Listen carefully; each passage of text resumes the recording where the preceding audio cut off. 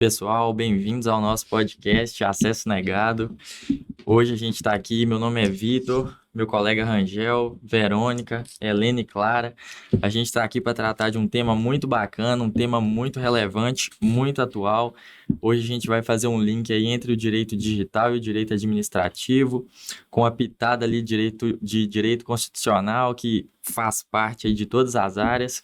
O nosso ponto inicial de debate vai ser o princípio constitucional da administração pública, que é o princípio da eficiência, e a gente vai debater se esse princípio vem sendo bem aplicado pela administração pública através da prestação de serviços públicos digitais. É um tema extremamente relevante, com o aumento crescente da tecnologia, que a cada dia avança mais e mais.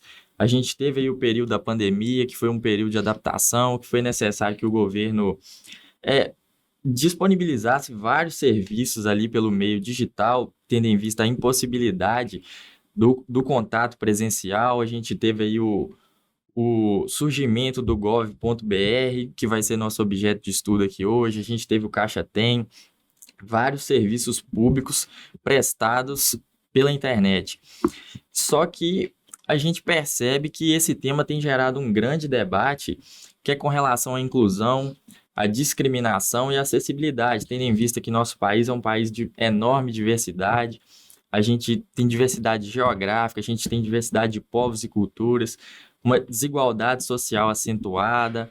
A gente tem também uma diferença etária. A gente tem gente de uma época que é a gente aqui, jovens, que estão acostumados aí com a tecnologia, e temos os idosos que têm uma maior dificuldade.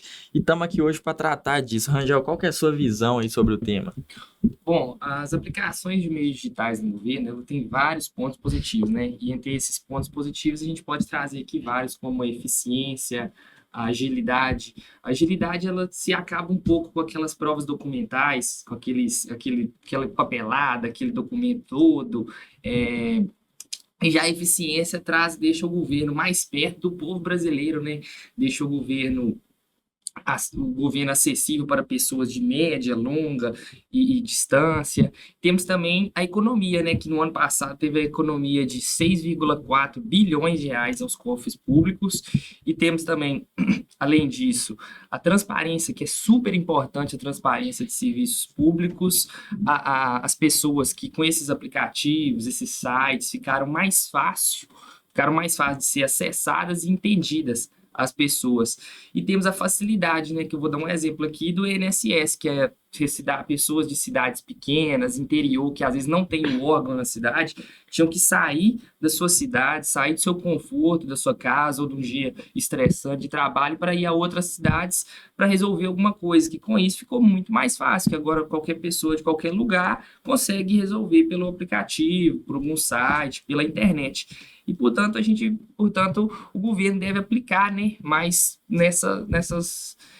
nesses sites, nessas coisas, melhorar cada vez mais. Muito bacana aí o que o Rangel trouxe, a questão dos pontos positivos, né, da tecnologia.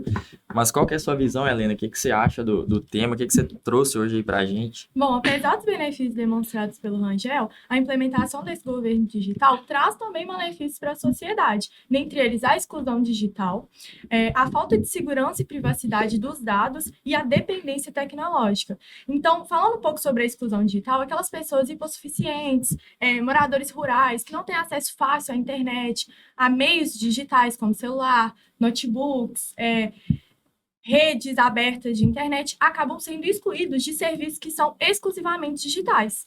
Então, e também a falta de segurança e de privacidade de dados, porque esses dados pessoais e governamentais ficam expostos nesses sites e aplicativos para ataques cibernéticos, a suspensão desses sites por causa desses ataques, e isso causa uma dependência tecnológica, porque se a gente não fornece esses serviços de maneira presencial e apenas digitalmente, quando esses serviços caem e tal, a pessoa que precisa desses serviços essenciais fica excluída disso, não pode ter acesso a esse. Falando um pouco mais sobre isso, a Clara, ex-estagiária do INSS, vai contar um pouco dessa aplicação dos malefícios e dos benefícios do INSS no dia a dia. Pois é, Helena, apesar do Rangel ter falado da agilidade, da eficiência que isso trouxe para o INSS, lá por ser um órgão assim, que a maioria do seu público são pessoas idosas, mais simples, que estão buscando aposentadoria, eles encontravam muitas dificuldades, porque muita gente, às vezes a gente estava lá, chegava para trabalhar e tinha gente na porta, porque não conseguia agendar, não conseguia realizar o que precisava pelo aplicativo e ia em busca de ajuda. E depois que tudo mudou para o sistema, às vezes tinha coisa que a gente não conseguia resolver lá, que eles tinham que resolver pelo aplicativo, mas não conseguia, e as informações também eram pelo aplicativo, aí às vezes conseguia resolver, mas não via alguma informação, e aí perdi o atendimento, perdi o horário que custou para conseguir marcar. E também o sistema, quando caía, todo mundo que estava agendado, às vezes tinha uma fila de pessoa que estava agendado, o sistema caía, todo mundo perdia o horário, aí começava tudo de novo, tinha que entrar no aplicativo, marcar, esperar o horário, isso assim, atrasava muito a vida deles, que é difícil, igual o Rangel falou. Tem gente que vem de outra cidade, porque marcou o horário e não conseguia ser atendido.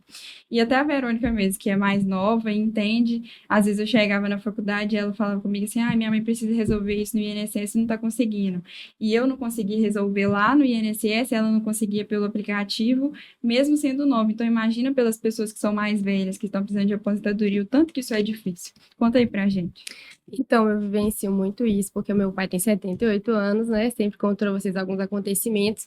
E o mais recente foi do IPVA, porque o IPVA antes a gente conseguia pagar, ele chegava em casa, mas agora a gente tem que entrar lá no Gov para emitir o boleto, e aí após o pagamento desse boleto é emitido o CRLV, né? Que antes ele era emitido papel moeda e chegava na casa da gente, mas agora não, ele é apenas digital. O meu pai não mexe nem no WhatsApp, então assim, ele não consegue entrar lá no Gov e emitir esse CRLV, eu sempre tenho que fazer isso para ele.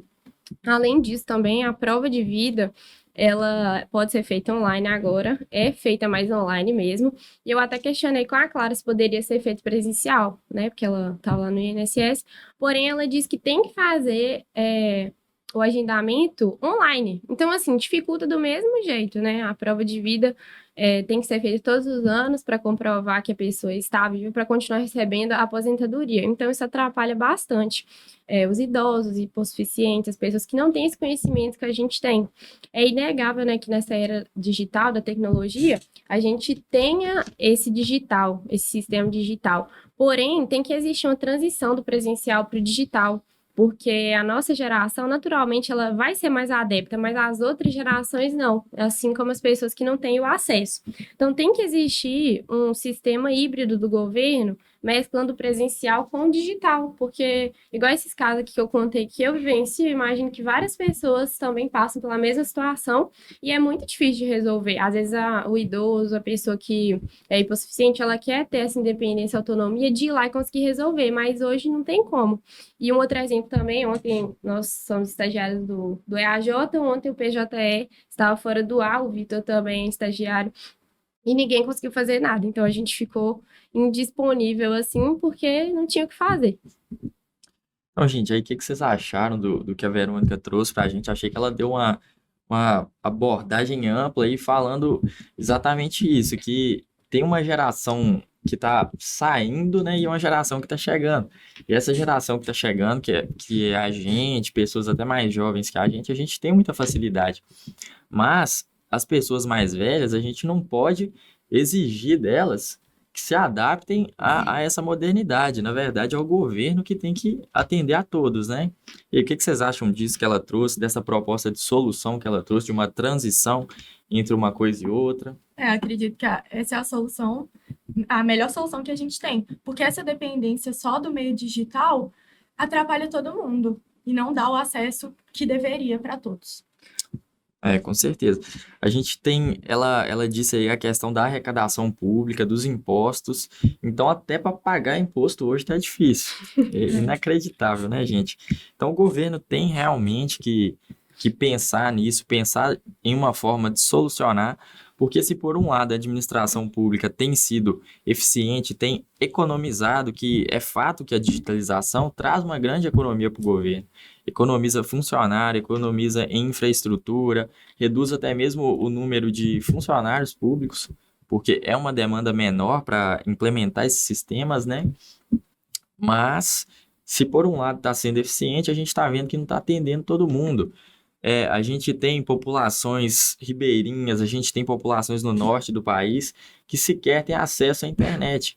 E essas pessoas estão sendo esquecidas. Então, se por um lado o governo tem cumprido o seu dever, né, de administrar o país de forma eficiente, por outro lado, ele tem discriminado pessoas e excluído, atingindo uma outra garantia fundamental, que é a da dignidade da pessoa humana. Que dignidade a pessoa vai ter se ela não consegue fazer uma prova de vida para receber seu benefício, se ela não consegue nem mesmo pagar seus impostos para regularizar seu carro, né? Então, alguém tem mais alguma coisa para acrescentar, alguma coisa para a gente concluir aí no nosso podcast? Então, a Verônica falou um ponto que é um ponto que deve ser pensado mesmo, que é, tipo assim, meio que meiar, né, no ser digital e um pouco presencial também, que a Clara, que já trabalhou, disse, né, que às vezes o aplicativo sai fora do ar. Ela deu o exemplo do PJE ontem que estava fora do ar, às vezes sai fora do ar e prejudica a pessoa, né?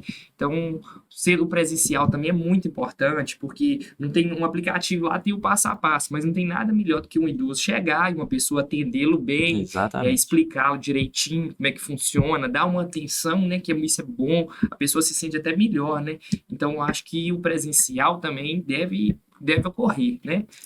Então é isso, pessoal. Foi um alerta aí para o governo, que ele pode prestar o serviço pelos meios digitais, que é uma coisa muito eficiente, mas não vamos esquecer dos nossos idosos, né? Então, a gente tinha assunto aí, eu acho que pro resto do dia, pro resto da semana, mas devido ao horário, nosso tempo é curto. Um abraço a todos e até o próximo.